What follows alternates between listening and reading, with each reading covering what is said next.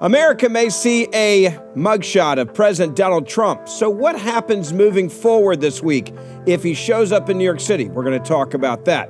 Also, there's another problem at the southern border, and it's not just the illegal immigrants coming across the border. It's the Biden administration refusing to admit or take responsibility for what's happening. We're going to tell you the latest with Mayorkas lying on national TV. It's Verdict with Senator Ted Cruz.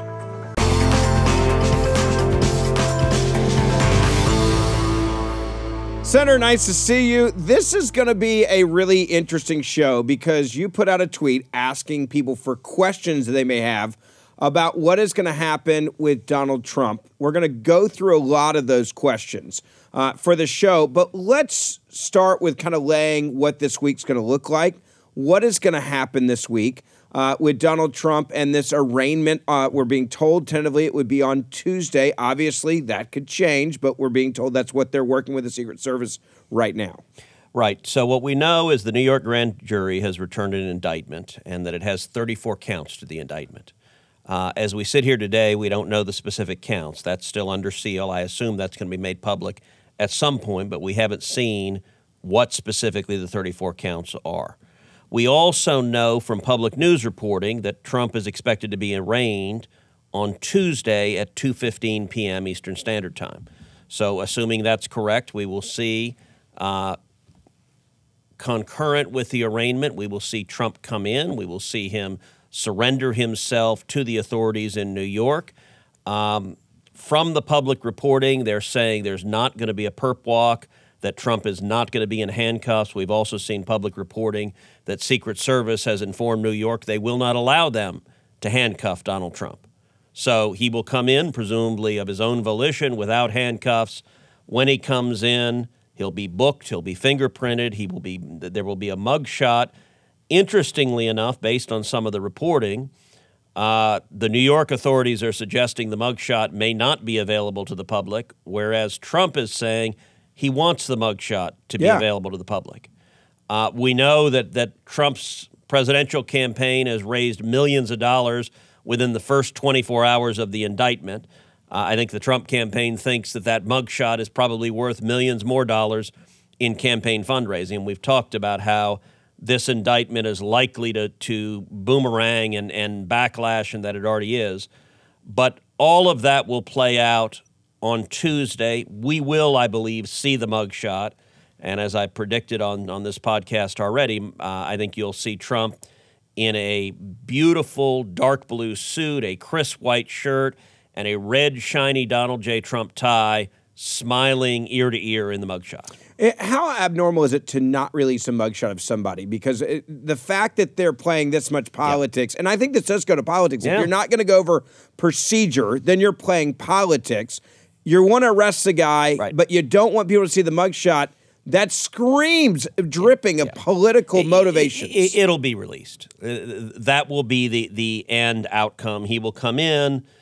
He will plead not guilty. He will be released, presumably on some form of bail. Given that New York, they believe in cashless bail, they'll release murderers. I don't know. Maybe they'll say, no, we won't release Donald Trump. No, they will release him, and then they'll move forward towards a trial. So how does the bail process work, and how much time from when he gets out of that car, walks in there with his attorneys? Secret Service will be around, they say, the entire time. There was reporting that everybody in that court day, basically Tuesday's going to be shut down around that time. It'll be empty. It'll be just for this situation with Donald Trump. So how do you post bail? How fast does that happen? Does that come from a bank account before he even gets there? How does that work? Look, they're not going to drag it out. It's not going to be long and extended, in part because the New York City officials, they're concerned about protests, they're concerned about violence, they're setting up barricades, so they're not going to want it. In an ordinary case, someone could be there for hours and hours and hours. I mean, it's not typically a smooth, efficient process.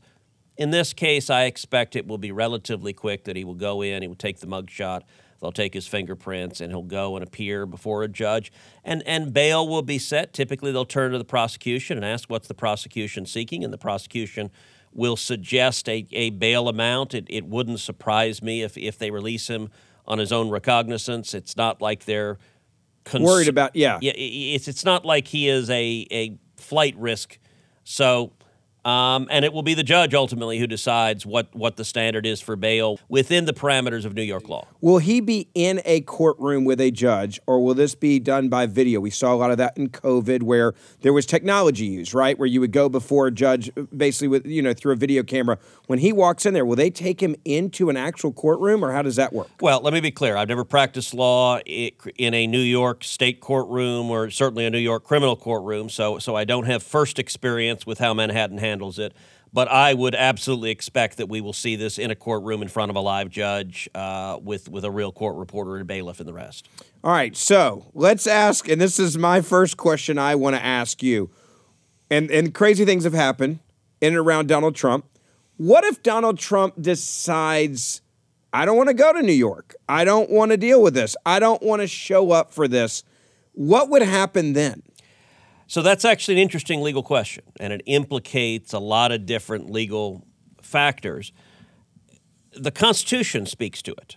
So the Constitution, there is a clause in the Constitution called the extradition clause. The extradition clause provides, quote, a person charged in any state with treason, felony, or other crime who shall flee from justice and be found in another state shall, on demand of the executive authority of the state from which he fled, be delivered up to be removed to the state having jurisdiction of the crime.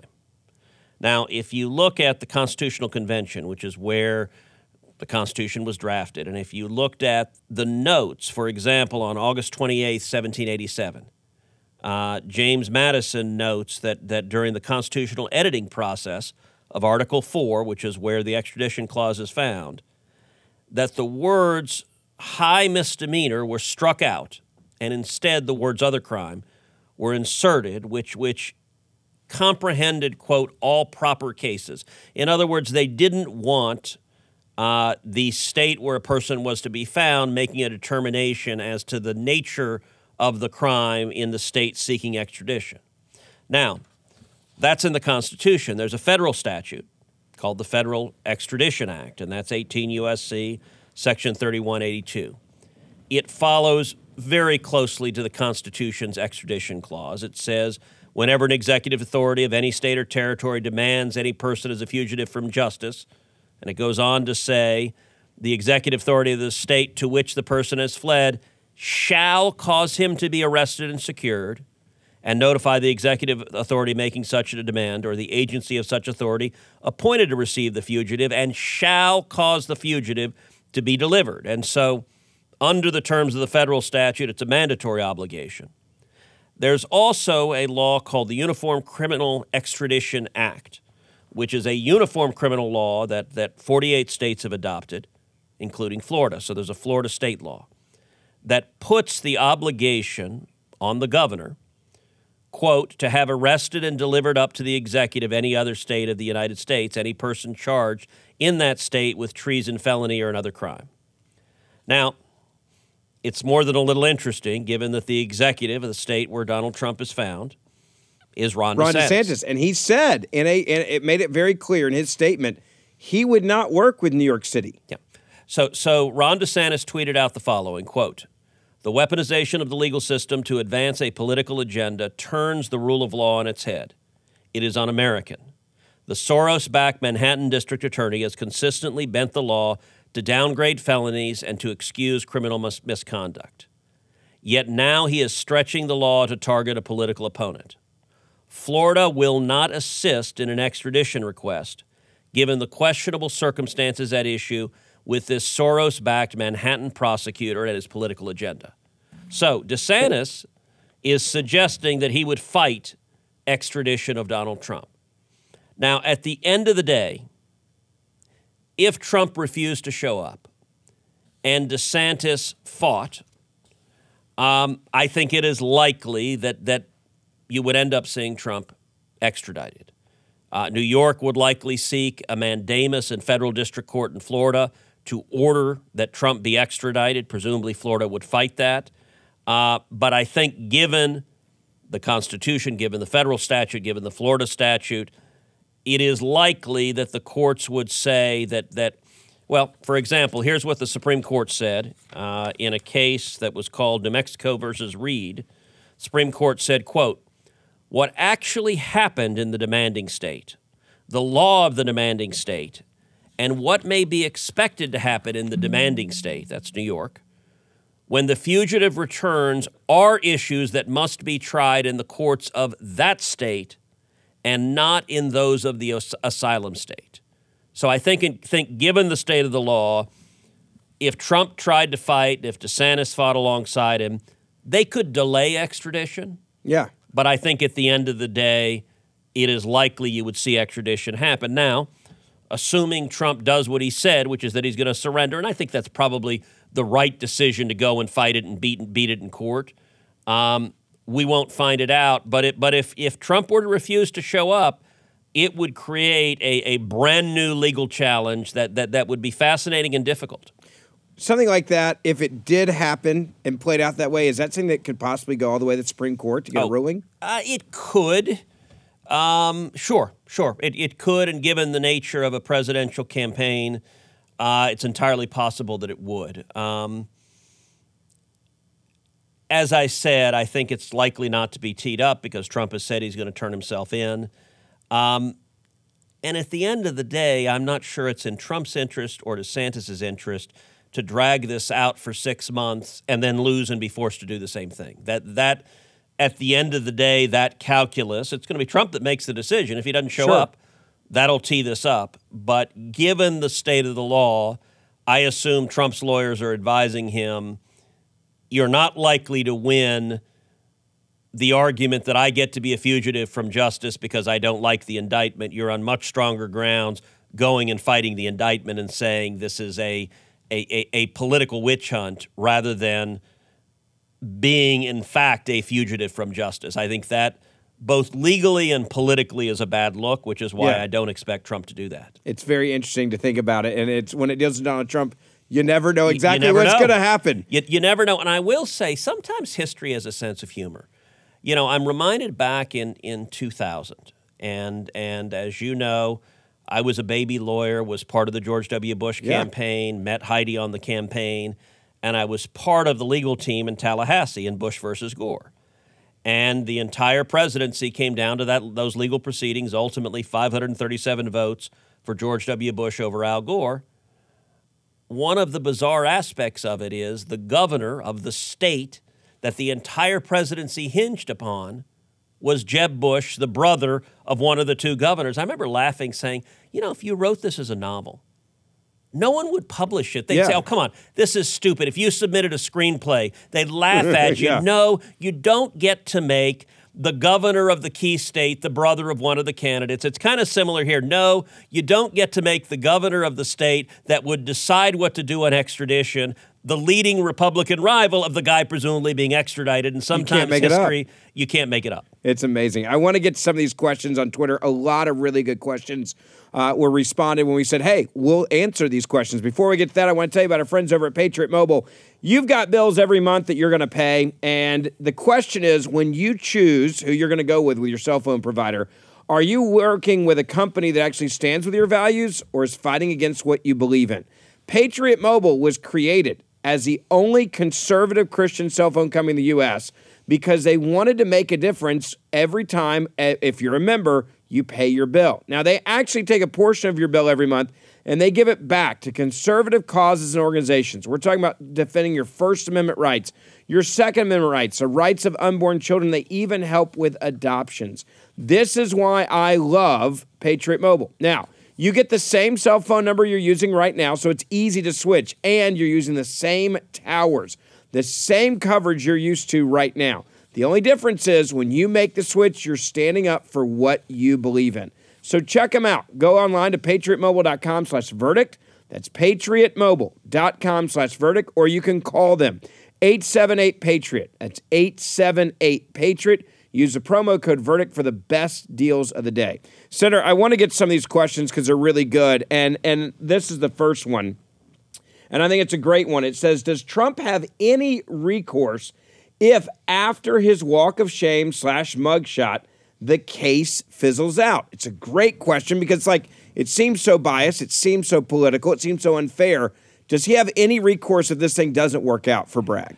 So his recourses are very limited, and they're primarily political. Legally, his principal resource would be under a law called 42 U.S.C. Section 1983. So Section 1983 enables, it says, every person who under color of any statute, ordinance, regulation, custom, or usage, in other words, under color of state law, causes the deprivation of any rights, privileges, or immunities secured by the Constitution or laws shall be liable to the party injured in an action at law. What Section 1983 enables you to do is that if a state or local official violates your constitutional rights, you can sue that state or local official for violating your constitutional rights. Section 1983 is the primary vehicle of most civil rights lawsuits.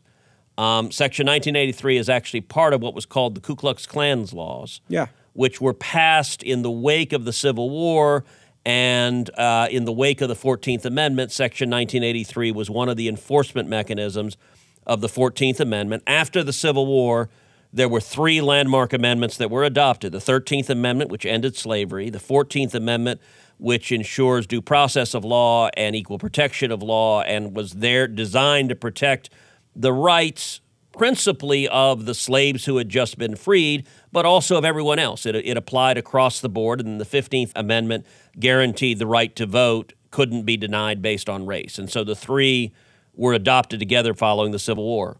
Trump could bring a 1983 lawsuit. There'd be a number of challenges. Number one, if he tried to sue Alvin Bragg personally, he'd be extremely unlikely to succeed. The courts interpret... Seems unfair, by the way. I understand, but the courts interpret prosecutorial immunity very, very broadly. It's been referred to in numerous instances as absolute. And you know, you can say it seems unfair, but I will give you the flip side of that. Sure. Which is every day people are prosecuted all across the country. And if you could sue the DA for every prosecution they brought, every murderer, every drug dealer, you would face an unlimited number of lawsuits. And you got to think about it. Ben Ferguson, would you serve as DA? No. If every murderer you prosecuted could sue Ben Ferguson personally and take your house and take your car, you got a fancy new car parked outside. You don't want a murderer driving away with you. Yeah. No, I knew you were going to take that shot. Well played. No, but it's true. You would not take that job. You would say, I can't afford this. I can't afford the legal. Right. I can't afford the time it takes. So that does make sense. So there's a reason prosecutors and judges both have been given absolute immunity with very, very few exceptions because of that proposition. What you can do, though, is you can sue the office. So you could sue the district attorney in the official capacity, not your personal capacity, which means a judgment would not be paid out of District Attorney Ben Ferguson's personal bank account, but rather out of the district attorney for Manhattan. The challenges of suing the office, though, are quite significant. And I actually litigated a case where we were dealing with exactly this. It's a case called Connick versus Thompson. And it dealt with an individual named John Thompson who was prosecuted for murder in New Orleans. And he was convicted of capital murder and he was sent to death row. And it was a wrongful conviction. John Thompson was innocent of the murder. And the district attorney's office in New Orleans, they had blood evidence that could have exonerated him. And they never gave that blood evidence to John Thompson. There's a Supreme Court decision called Brady, which requires that prosecutors have to give the defendants any exculpatory evidence. Any evidence they have that could prove they're innocent, they have to hand it over. And the DA's office didn't want to do it. Didn't do it. And so they convicted him. They sent John Thompson to death row. And ultimately, his lawyers actually, through like pricking his fingers, they took a DNA test. They got access to the blood evidence, and they proved he was innocent. Wow. And so John Thompson was released from death row, but he'd spent 14 years on death row for a crime he didn't commit. Well, after he was released, I wasn't part of the criminal trial. I got involved after he was released. He filed a lawsuit against the district attorney in New Orleans, and he won. He won $14 million, $1 million for every year of the 14 years he was wrongfully incarcerated. That case went up to the Supreme Court, and I was in private practice at the time. I was at a firm called Morgan Lewis, one of the biggest law firms in the country, and I was leading their Supreme Court practice and their national appellate practice. And two of my law partners had been representing John Thompson for years, pro bono, doing it for free. And so they brought me in to assist on the Supreme Court case, and I spent a lot of time working with my partners on the Supreme Court case. We went to the court. I was at the argument, sitting at counsel chamber. My partner argued the case.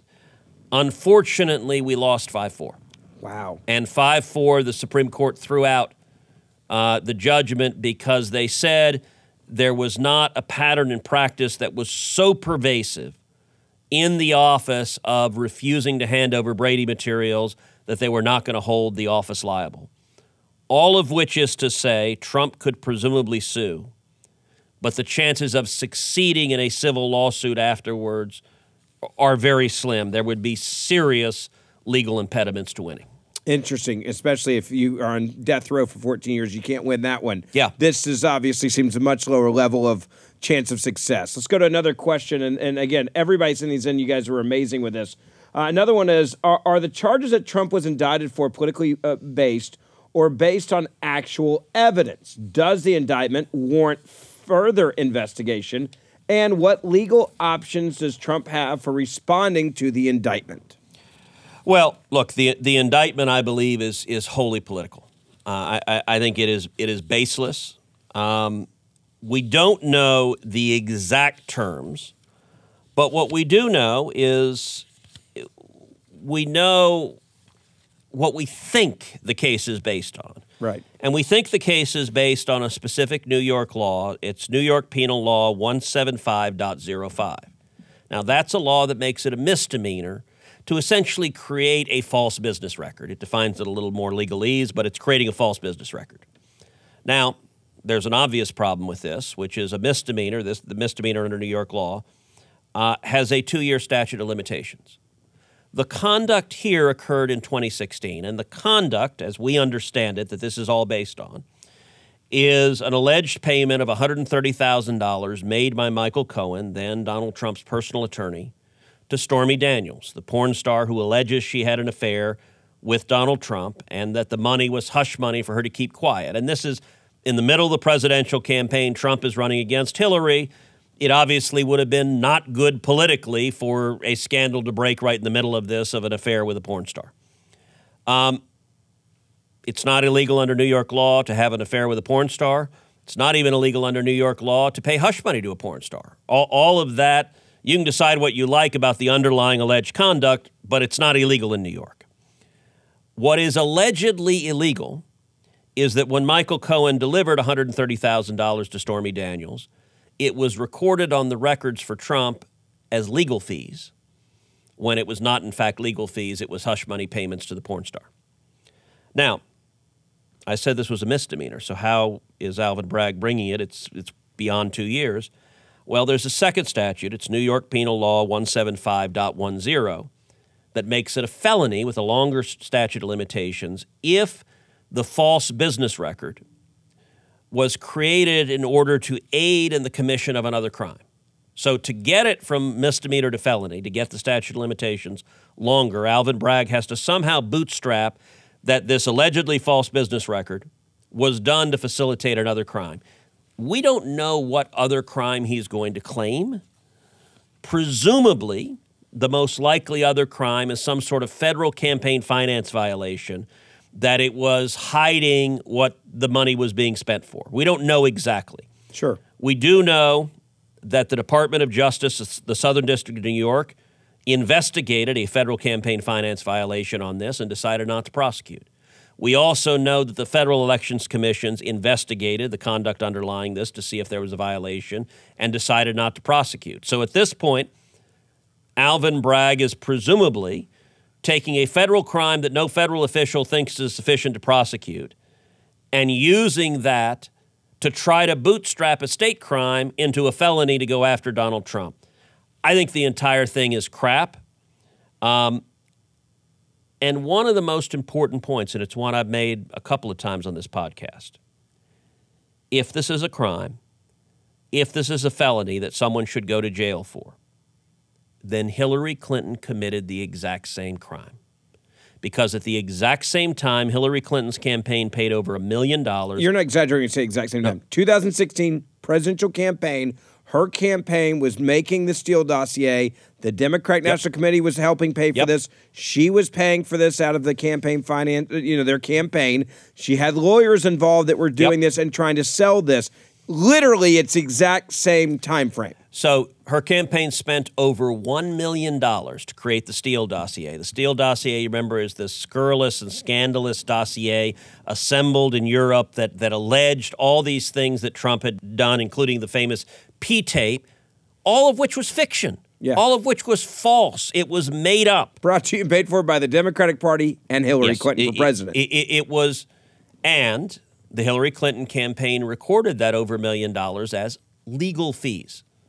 So if recording something as legal fees that is not legal fees in the context of a presidential campaign is criminal in Manhattan, then Hillary Clinton, a resident of New York, committed the same crime at the exact same time, 2016, in the exact same place, Manhattan, New York.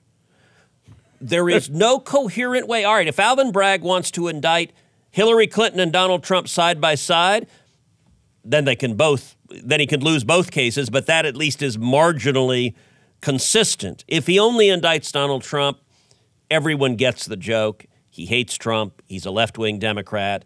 And by any means necessary is his approach. Interesting. I want to get to another question here. Before we do that, though, I want to tell you about our friends at Augusta Precious Metals. It is crazy what's happening in our economy right now. It's crazy what's happening with many people's retirement accounts. And if you want to have diversification of your financial portfolio, you need to check out Augusta Precious Metals. Augusta Precious Metals will sit down with you, actually do a live web conference with you, talk about where you are, how close you are to retirement. And if you're close to retirement, you know how important it is to preserve your wealth because you don't have time to make up losses. That's where Augusta comes in. They'll look over what you're doing now. They'll look over your IRA, your 401k, and see if you can diversify in gold and silver. Check them out online, AugustaPreciousMetals.com. Also, you can call them as well, 877-4, Gold IRA, 877-4 Gold IRA. Call them, sit down with them, take back and get rid of all that nervousness by looking at gold and silver to see if it's right for your retirement account. 877-4 Gold IRA. Senator, I want to get to another question real quick that came in. What are the chances of dismissal? And if found innocent, can the DA face being disbarred? So I think the chances of dismissal are high. It will depend on what trial court they get.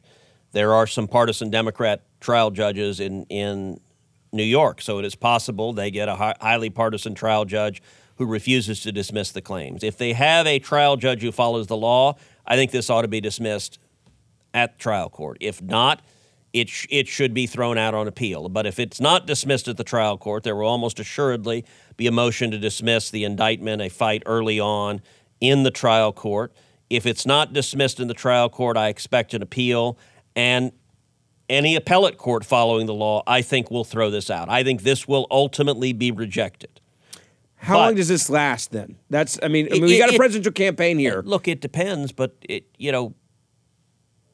prosecutions can drag on for months and years. It depends how quickly the New York courts operate, but it is easy to see this lasting for many months, and it could conceivably last beyond Election Day 2024. Which brings me to a question I have to ask as a follow-up. Donald Trump, let's say he gets elected. He becomes president of the United States of America again for another 4 years. Yeah. January 20th, he's sworn in. January 21st, he is convicted. What happens then? Look, if he's convicted, and let's assume for a second he's convicted and sentenced to jail. I don't think that's going to happen. Let's be clear. Sure. This is a hypothetical that I think is false. But there is nothing in the Constitution to prevent a president from serving while in jail. So for anyone who thinks... Is that because they never could have imagined the scenario that we're living in right now? Yes. I think that's a significant part of it, that they didn't envision the legal system being weaponized. I mean, as you know, I wrote an entire book just a few months ago on this topic, Justice Corrupted, How the Left has Weaponized the Legal System. If you haven't bought the book, go buy the book because it talks about Alvin Bragg, it talks about DOJ, it talks about the FBI, it lays out this problem. The reason I wrote the book, I saw what Obama had done, what the deep state had done against Trump. I saw what Joe Biden and Merrick Garland were doing. I saw what Alvin Bragg had done. This has been coming a long time. The framers never envisioned the justice system being used by that. But in terms of, so there's some people who are saying, well, gosh, does the indictment mean Trump can't run? Let me tell you, Article 2 of the Constitution specifies the grounds to serve as president. There are three. What the Constitution says is no person except a natural-born citizen, which Trump is, shall be eligible to the office of the president. Neither shall any person be eligible to that office who shall not have attained the age of 35 years, Trump is over 35, and been 14 years a resident within the United States. Those are the three criteria under the Constitution. You got to be a natural-born citizen, at least 35 years old, and have been 14 years a resident in the United States. Trump meets all three of those. So he is eligible to run for president. He's eligible to serve as president. Now, there is potentially one other ground that could make someone ineligible to serve for president. That is under the 14th Amendment, under Section 3 of the 14th Amendment. It provides no person shall be a senator, representative in Congress, or elector of the president or vice president, or hold any office under the United States who, having previously taken an oath to support the Constitution of the United States, shall have engaged in insurrection or rebellion against the same or given aid and comfort to the enemies thereof. So this is something in the fever swamps of the left, the Democratic side. They get great joy of, okay, Trump will be barred from running for or serving as president under Section 3 of the 14th Amendment. And it is at least conceivable there will be lawsuits arguing Trump is ineligible under Section 3 of the 14th Amendment and arguing that what happened on January 6th qualified as, to use the constitutional language, an insurrection or rebellion. That's why Democrats use the word insurrection so much. Over and over and over again. That's not going to succeed. I think it is highly unlikely to succeed. We might see a prosecution from the Biden Justice Department, the special prosecutor that's investigating Trump, might bring a prosecution for insurrection or rebellion or giving aid and comfort to the enemies thereof, but there has been no prosecution. So excluding that, if he was convicted of another crime, that does not mean that he is ineligible to be president again. The president of the United States could commit murder. Joe Biden could walk into the office of his chief of staff and kill his chief of staff on national television. Joe Biden could be prosecuted and sentenced to life in prison. And if nothing else happened, Joe Biden would remain the president of the United States. Wow. Now, the natural step that would happen in that hypothetical is the House of Representatives would impeach Joe Biden for having committed high crimes and misdemeanors. And in that instance, presumably, the Senate would convict him and remove him from office. But that's how you remove a president from office, is through the mechanism of impeachment. It's not the conviction. It's what you do afterwards in Congress that would make you ineligible to be president. Yeah. Simply a murder conviction, simply a life imprisonment sentence would not automatically remove you from the office. It would take the Senate convicting in an impeachment. Interesting. Let's get to another question here, another one that came through. When are we going to see indictments against the Clintons/Bidens? I mean, the whole world has seen the evidence. What more is needed? I think this goes back to Hunter Biden, James Biden. The Biden crime family continues to expand. People see the laptop, they see the money, they see the suspicious activity reports, and there does seem to be two different systems of justice in this country. If you're a Democrat, you get a pass. If you're a Republican, we'll make up crimes against you to shut you up. I mean, how we had somebody that went to jail the other day that was convicted because they made a meme of Hillary Clinton, about Hillary Clinton. And people see that, and they say, we're not safe in this country if you're a Republican, and the system can come after you. But Democrats, it's good to go. Do whatever you want to do. Look, if you look at the conduct Hillary Clinton committed, it was altogether different from this sort of conduct. And actually, as it concerns false business records, it was identical and 10x worse. In other words, Trump is alleged to have done so with $130,000. Yeah. Hillary Clinton is admitted to have done so with over $1 million. The Bidens, we've talked at great length on this podcast about the evidence of corruption by the Biden family. It is significant. I believe the Biden DOJ wants to get nowhere near it. I don't believe they're investigating it. I don't believe they're looking at it. I believe Merrick Garland's plan was to indict Donald Trump for improperly having classified documents at Mar-a-Lago. I think they were very excited. I think they had leaked. They were going to indict Hunter Biden for drug and tax issues, which don't implicate his father or the family corruption, just say poor troubled soul with a substance abuse problem. I think Merrick Garland wanted to do that in order to show how even-handed he was. Look, I'm indicting a Biden, I'm indicting a Trump. See, it's right in the middle. Then a funny thing happened on the way to the forum, which is we discovered that Joe Biden had classified documents stored seemingly in every bodily orifice he had. Yeah. Like, I don't understand why Biden leaves classified documents everywhere. It started to become almost a comedy of error as one after the other was discovered. What it created was a legal and even more significantly a political problem for Merrick Garland, in that now I think Garland understands if DOJ indicts Donald Trump for classified documents at Mar-a-Lago, it is indefensible not to indict Joe Biden for the same thing. And so I think they feel just stuck right now. We've talked about the special counsel who's been appointed to investigate the Biden classified documents. The real question that will indicate whether that special counsel is fulfilling his oath is whether he's willing to investigate and does in fact investigate the connections of corruption back to Joe Biden himself, or whether he seals him off and doesn't look at the corruption. I hope they do. I have to say my level of optimism that the Biden DOJ will investigate or prosecute the Biden family corruption is extremely, extremely low. I want to get to one other question before we get to Mayorkas, because I want to make sure we leave time for that and what he had to say on 60 Minutes. But the last one here is a thread, and I kind of want you to go through it so people understand, and this is an important one. So this is an individual. So we had, when we put out on Twitter, said, do you have questions about the Trump indictment? We had a lot of good questions, a number of which we went through in this podcast. We also had trolls on the left who just kind of had fun, and that's fine. I enjoy trolls. I have to admit, Twitter would be more boring without the trolls. I enjoy jousting with lefties. It's usually like shooting fish in a barrel. But in this instance, this person, presumably from the left, sent out a tweet that is copying an earlier tweet I had sent that said elected officials, no matter how high their position, should be held accountable for criminal conduct. The rule of law matters. And this individual says, my question, is this you? Ha ha, lefty. Yeah, I got him. Well, this was actually part of a thread of tweets that I had sent about Hillary Clinton. So if you look at the thread, the first email, this was on October 28th, 2016, which is, Americans already know Hillary Clinton's lifelong pattern of corruption. And I linked to a detailed summary of that lifelong pattern. The second tweet was, it's abundantly clear her handling of classified info on a private email server was grossly negligent, as the FBI admitted this summer. You remember James Comey at his press conference admitting she'd violated the law and it was grossly negligent. And then the third tweet was, elected officials, no matter how high their position, should be held accountable for criminal conduct. The rule of law matters. Every bit of that is absolutely right. And with Hillary Clinton, you saw a repeated pattern of criminal behavior.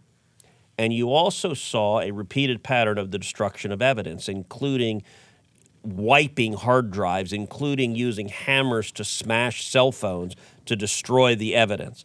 By the way, as a legal matter, if you destroy evidence, you are entitled to presume that that is because the evidence would have implicated you in a crime.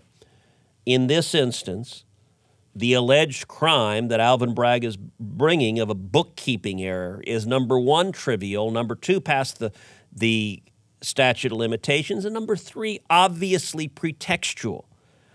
To say the rule of law matters, look, there's a concomitant aspect to it, which is when you are prosecuting a government official, particularly a government official of the opposing party, there is an obligation that you have a standard that this really mattered, that this be a real and significant violation, that it not be some ticky-tack, aha, I got video of you going 56 miles an hour in a 55, we're coming to put you away.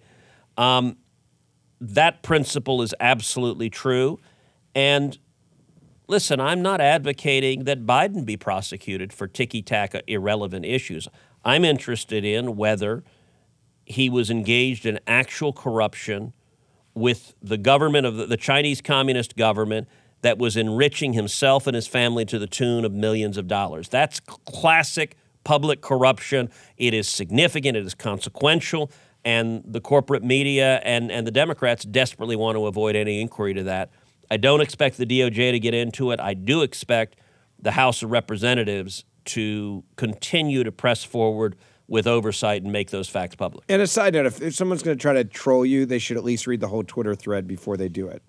Public service announcement there. You know, oddly enough, trolls are rarely known for their diligence and attention to detail. Yeah. I want to talk about Mayorkas real quick. The border, it's a really important issue.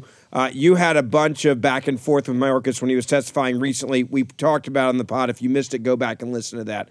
Before we get that, I want to tell you about our friends at Chalk. If you're a guy and you're getting older and you feel like you're losing some of your edge, you need to check out Chalk, CHOQ.com. Check them out because they can help boost your testosterone levels up to 20% over 90 days. By taking Chalk's Male Vitality Stack, you can maximize your masculinity, and you can do it right now by going to Chalk, CHOQ.com. Now, use the code BEN. You're going to get 35% off any Chalk subscription for life. I'm taking the Male Vitality Stack. I can tell you it has made a difference. It's actually really cool. Check them out. Don't feel like you're just getting older. Fight back and check out what they can do for you. Chalk, CHOQ.com. Use the code BEN for 35% off. That's Chalk, CHOQ.com. Senator, let's talk about what's been happening with Mayorkas at the border. You talked to him about what was going on at the border. It's now becoming, I think, a political liability for the Biden administration. When you see the media asking questions that they refuse to answer. One of those happened on 60 Minutes, and I want people to see what was said. Take a look. The chief of the Border Patrol, Raul Ortiz, testified before Congress that some areas of the border are in a crisis situation. Do you agree? I think that we face a very serious challenge in certain parts of the border. Do you view what's happening right now on the border as a crisis?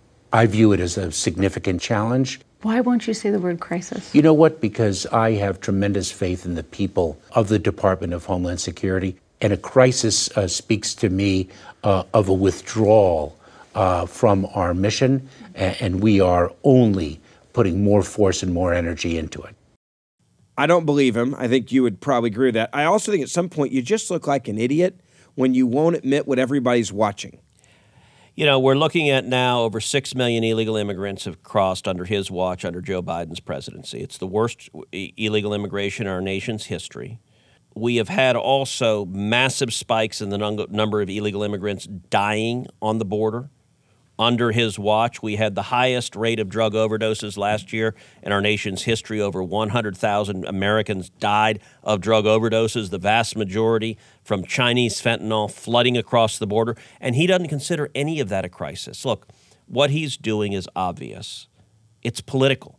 He is engaging in political spin. Someone is giving him a talking point that if you say the word crisis, it's bad politics.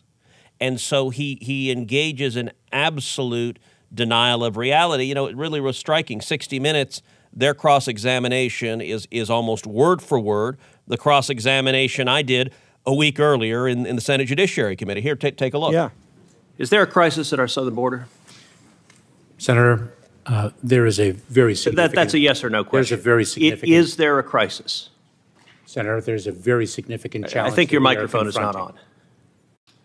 There is a very significant challenge that we are facing. Yes or no, at the is southern there border. a crisis? I believe I've addressed that question. So you're refusing to answer? Senator, there is a very significant challenge. And will you answer if there's a crisis? Therefore, we are dedicating the resources. Okay, so you're refusing to answer. It reminds me of my kids arguing with Siri when they're trying to get Siri to do something for them. He refused 5 times. Yeah. So 5 times in a row, I ask him, is there a crisis? Now, note, he won't say no. Yeah. And he won't say yes. Yeah. When you ask, is there a crisis, he says there's a significant challenge. It was clear some little pipsqueak political staffer gave a talking point. When everyone asks is a crisis, say there's a significant challenge. I think it's a mistake not to answer questions. He's a horrible witness. But it says something that even the press, 60 Minutes, I mean, to see 60 Minutes laughing, saying, why would you admit it's a crisis? Like, look, later in my questioning, as you know, I got very angry with Mayorkas, and I am very angry with Mayorkas, because for me this is personal. Look, I represent 30 million Texans. I'm down on the border. I see the people in South Texas that are suffering. I've seen the children who are physically assaulted. I've seen the women who've been raped. I've seen the human carnage. I've seen dead bodies floating in the Rio Grande. The wristbands that you showed at the hearing the other week. Which he didn't know what they were. Yeah. I have to say, in the entire hearing, that was the moment that stunned me the most. When I put up the wristbands, that wasn't meant to be a gotcha question. I was going to ask him about how tragic it was that the cartels are putting color-coded wristbands on the wrists of almost every illegal immigrant to correspond to how many thousands of dollars they owe, that they treat them like human cattle, they treat them like cargo, they trap the teenage boys in working for the drug dealers in cities across America, they trap the teenage girls in sex slavery. All of that is horrific, which I intended to ask him about. But I was stunned when he said, I don't know what those wristbands are. Like, you have literally not even pretended to do your job if that's the case, because it means when you stand on the banks of the Rio Grande, you see them covering the grass. You look down and just see hundreds. You see thousands of them. You see little ones that are clearly on little kids, that are on 4-, 5-, 6-year-old kids. When you talk to Border Patrol agents, what it means, if he was telling the truth, if he wasn't lying, I don't know if he was lying when he said he didn't know what those were, but if he was telling the truth, it means he hasn't bothered in 2 years on the job to sit down with his agents and say, hey, what's happening? And I got to say, his defense in 60 Minutes, well, I won't say it's a crisis because I believe in my agents. Yeah. What a steaming pile of crap. I got to tell you, his agents don't believe in him. I talked to his agents. They'll all tell you it's a crisis. Every one of them will tell you it's a crisis, and it's a crisis because of him, and it's a crisis because of Joe Biden. Now, I'm going to make a prediction. Within 6 months, Mayorkas will be out of his job. Really? I don't know if he'll resign or if Biden will fire him. But I think the Democrats have decided to make Mayorkas the scapegoat, even sending him out on 60 Minutes. Well, and it looks like the media is clearly kind of starting to become done with him. And I want to show this last clip because it proves that point. Look. But the DHS estimates another 600,000 people evaded agents and entered the U.S. illegally, the highest number in over a decade. What the American people see is a border that looks to be chaotic, that looks to be porous. Well, the number of people that are arriving at our border is at an extraordinary height. There's no question about that.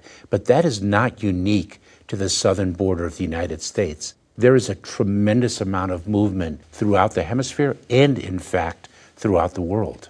The fact that even 60 Minutes would show those images tells you that the tide is turning. But then also the fact that he's got such a terrible response to their question with video evidence tells you something else. Well, look, it's the talking point of the Democrats. We saw this at the hearing with Mayorkas and Judiciary, where they all said this is not Biden's fault. There was illegal immigration before Biden, and it's a problem elsewhere in the world. That's all part of it. It's not our fault, not our fault. We didn't do anything wrong. Except for one very inconvenient fact. In 2020, the last year of Trump's presidency, we had the lowest rate of illegal immigration in 45 years. The instant Joe Biden became president, the rate skyrocketed that week. Yeah. Skyrocketed. We now have the highest rate ever recorded. We went from the lowest rate in 45 years to the highest rate ever recorded. We went instantaneously because of Joe Biden and Alejandro Mayorkas' decisions. And I told you the moment at the Judiciary hearing when I really realized, wow, the Democrats have decided they found their scapegoat, and he's a bald Cuban in the cabinet, which is when Mayorkas was getting pummeled by me, and he looked to Dick Durbin, the chairman of the committee, and said, Mr. Chairman, will you help me? And Durbin, I've spent 11 years tangling with Durbin. He loves to argue with me. I actually love to argue with him. We have been in there pounding on each other many times. He just looked and kind of shrugged and was like, didn't say a word. And I was like... That's not what you were expecting. Durbin, all right, if it had been Merrick Garland, who'd done the exact same thing, Durbin would have jumped in and started arguing with me, which is what he always does. You can Google and find a dozen videos of Durbin jumping in and arguing with me when I'm questioning a witness. and it's a Democrat witness, a Biden cabinet member or an Obama cabinet member, and they're taking on water. It's not going well for them. Durbin, like clockwork, will jump in and try to protect them. And the fact that he just kind of shrugged and is like, nope, you're on your own, buddy. It said to me, wow, okay, they've made a decision. He's their guy. This is a problem, and he's the fall guy. Within 6 months, I think Mayorkas is gone. It's going to be a big week in political history. It's going to be very interesting to see what happens, how this plays out in New York. I can promise you this. We will be covering it on Verdict, so make sure you hit that subscribe button, hit that auto-download button. Remember, if you're watching this, we do 2 audio-only versions, so subscribe wherever you get your podcasts. You can tell Siri or Alexa, play Verdict with Ted Cruz. It will play it for you automatically. We will be on top of it all this week. We even did a podcast on Thursday night / Friday morning, like 2 in the morning this week when all this hit, so we will be doing this for you. And subscribe on YouTube, too. So subscribe to the audio podcast, but also YouTube, so you get the videos once a week and get the audios 3 times a week. Bingo. So we'll see you guys on our video and audio all week long. We'll see you then. Thanks for watching and listening as always.